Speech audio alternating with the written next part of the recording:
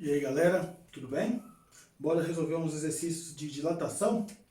Vamos lá, acompanhe por favor a leitura do primeiro exercício.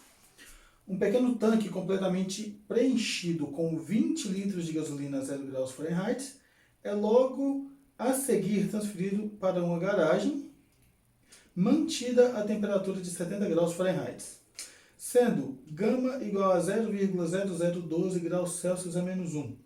O coeficiente de expansão volumétrica da gasolina, alternativa que melhor expressa o volume de gasolina que vazará em consequência do seu aquecimento até a temperatura da garagem é... Então, olha só, galera, o que eu vou fazer aqui?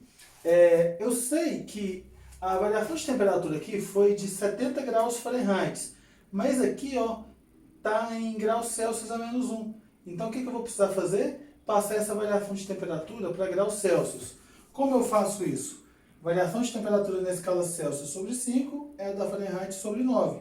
Então, delta θ C sobre 5 é igual a 70 sobre 9.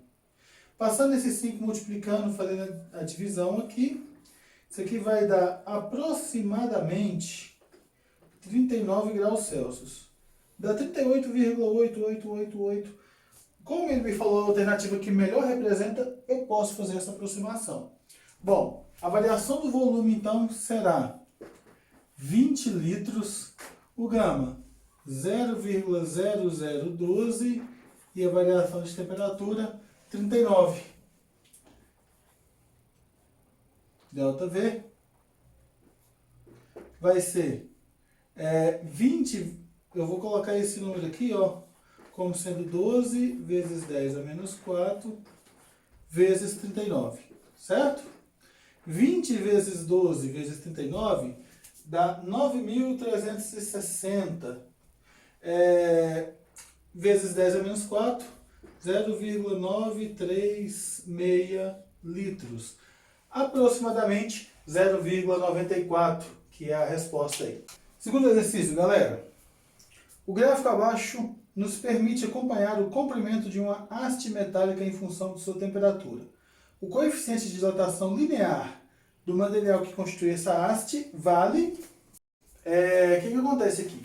O eixo X está nos mostrando a temperatura e o eixo Y o comprimento.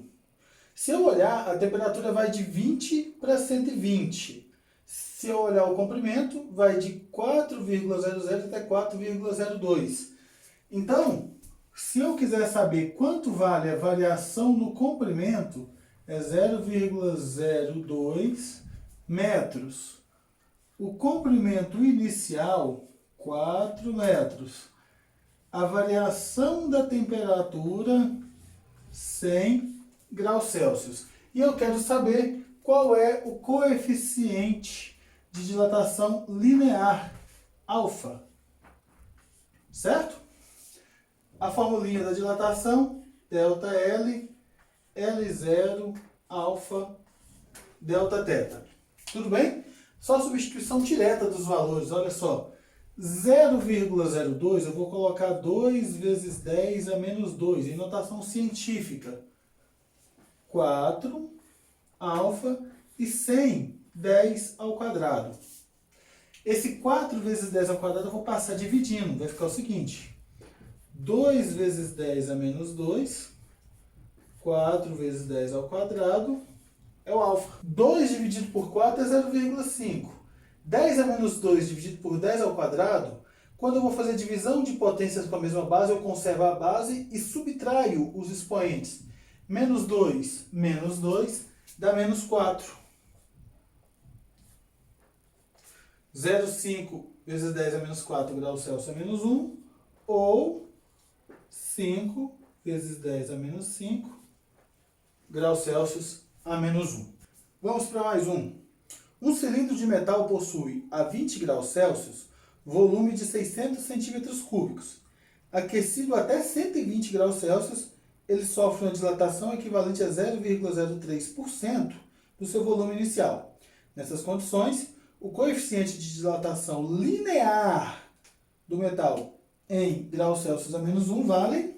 A temperatura inicial de 20 e a final de 120 graus Celsius me dá uma variação de 100.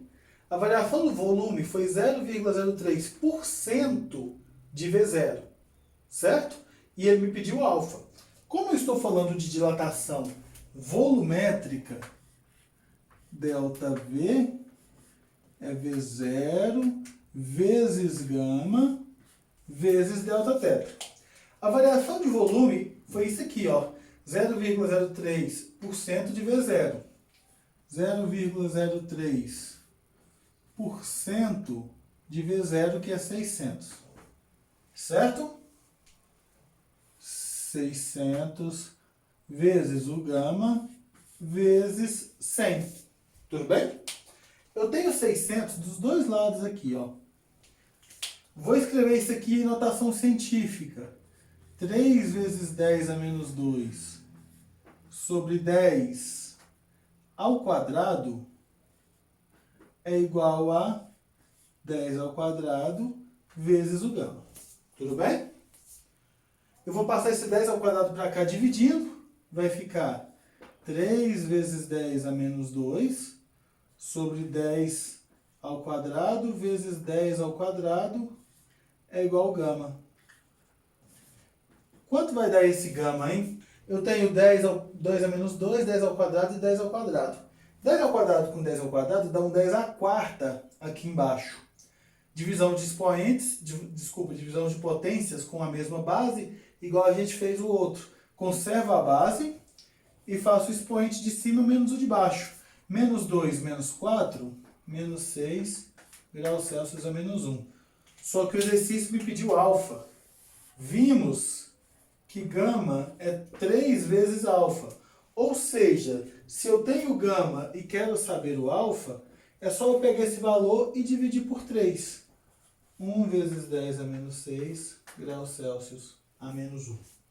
Duas lâminas metálicas, a primeira de latão e a segunda de aço de mesmo comprimento, a temperatura ambiente, são soldadas rigidamente uma a outra, formando uma lâmina bimetálica conforme a figura. O coeficiente de dilatação térmica linear do latão é maior do que o do aço. A lâmina bimetálica é aquecida a uma temperatura acima da ambiente e depois resfriada a uma temperatura abaixo da ambiente. A figura que melhor representa as formas assumidas pela lâmina bimetálica. Quando aquecida, forma esquerda, e quando resfriada, forma direita, é.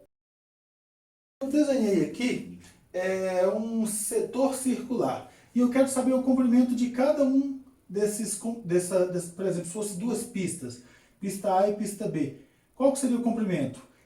Alfa vezes R, onde alfa é esse ângulo aqui, e R é o raio. Significa que, para o mesmo ângulo, quanto maior o raio, maior será o comprimento, certo? O que eu quero te falar é o seguinte, quando a lâmina bimetálica se curvar, ela vai assumir mais ou menos esse formato aqui, ó. E aí, quando ela assumir esse formato, o comprimento do A vai ser maior que o do B pelo fato do raio ser maior. O que eu quero te falar é o seguinte, essa lâmina bimetálica ela vai se curvar para o lado do menor, sempre. O do menor fica do lado de dentro. Então, se eu aumentar a temperatura, se a variação da temperatura for positiva, como que essa lâmina vai ficar? Eu sei que as duas lâminas vão se dilatar, mas ele me falou que o alfa do latão é maior que o alfa do aço. Então, quer dizer que se eu aumentar a temperatura ou se eu diminuir, o latão vai sempre se dilatar mais que o aço. Se for para aumentar o comprimento, o latão aumenta mais que o aço. Se for para diminuir o comprimento, o latão diminui mais que o aço. Então, como o alfa do latão é maior que o alfa do aço, e se eu aumentar a temperatura, os dois aumentam, só que o latão fica maior do que o aço, ela vai se curvar para baixo, certo? Agora, se eu variar a temperatura de forma que ela diminua, a temperatura vai diminuir. E daí, o que vai acontecer? Se eu diminuir a temperatura, os dois diminuem o comprimento, só que o latão diminui mais que o aço, ou seja, o latão fica menor que o aço fica de fora agora. então ela vai se curvar para cima, tudo bem? Então na primeira alternativa ela tem que estar curvada para baixo e na segunda para cima. E vamos para o último exercício dessa aula de hoje, galera. A seguir, aliás, no gráfico a seguir, temos a densidade da água como função da temperatura no intervalo de temperatura de 0 a 100 graus Celsius, elaborado com dados experimentais. Das seguintes afirmações, qual é a incorreta? Letra A. A densidade da água aumenta com a temperatura no intervalo de 0 a 4 graus Celsius. Se eu olhar o gráfico, isso é verdade. Letra B. No intervalo de temperatura dado, a densidade da água é máxima a temperatura de 4 graus Celsius. Pelo gráfico, isso também é verdade. Letra C. O volume específico, volume por unidade de massa da água, é mínimo a temperatura de 4 graus Celsius. Sim, também. E letra D. O volume específico da água é máximo a temperatura de 4 graus Celsius. Essa é a falsa. E eu quero te explicar o porquê. Olha só, galera. Eu não vou olhar os valores para a densidade aqui não, mas eu sei o seguinte. Se eu olhar o gráfico, aqui ó, no 4 graus Celsius está o maior valor para a densidade. Por que isso acontece? Por causa da dilatação anômala da água. A dilatação anômala da água me fala que a essa temperatura aqui, ó, de 4 graus Celsius, nesse intervalo a água tem o seu menor volume. E quando eu tenho menor volume, eu tenho maior densidade, porque densidade é massa sobre volume. A dilatação anômala da água diz isso pra gente, que assim, de uma forma geral, tudo quando você aumenta a temperatura, o volume aumenta. Se você diminui a temperatura, o volume diminui. No caso, isso aqui é uma dilatação anômala, anormal da água. Isso significa que, olha só, nesse intervalo de 0 a 4 graus Celsius, a água funciona de uma forma diferente. Se eu vou aumentando a temperatura de 0 para 4, ao invés de aumentar o volume, eu vou diminuir. Se eu vou diminuindo a temperatura de 4 para 0, ao invés de eu diminuir o volume vai aumentar. Tudo bem? Se explica, por exemplo, por que uma garrafa pode estourar quando você coloca ela bem cheia de água, fecha muito e coloca no congelador. Por quê? Porque a garrafa, por ser um sólido, né, ela vai diminuindo o seu volume e a água, nesse intervalo aqui, ela começa a aumentar. A garrafa diminui. A água aumenta, ela explode. Certo? E é por isso que a água congela primeiro do lado de cima. Quando você coloca alguma coisa para congelar, uma água, desculpa, para congelar, quando você observa lá depois de um certo tempo, você vai ver que ela vai se congelando primeiro por cima. Por quê? Porque quando ela vai chegando aqui em 4 graus Celsius e diminuindo a sua temperatura, o volume vai aumentando, a densidade vai diminuindo, fazendo com que as partículas mais geladas tenham menor densidade, então elas vão estar do lado de cima, então congela primeiro em cima. Tudo bem? Alternativa D. Obrigado pela sua atenção. Te convido a se inscrever no canal, divulgue esse vídeo para ajudar o pessoal e qualquer dúvida, estamos aí. Até mais!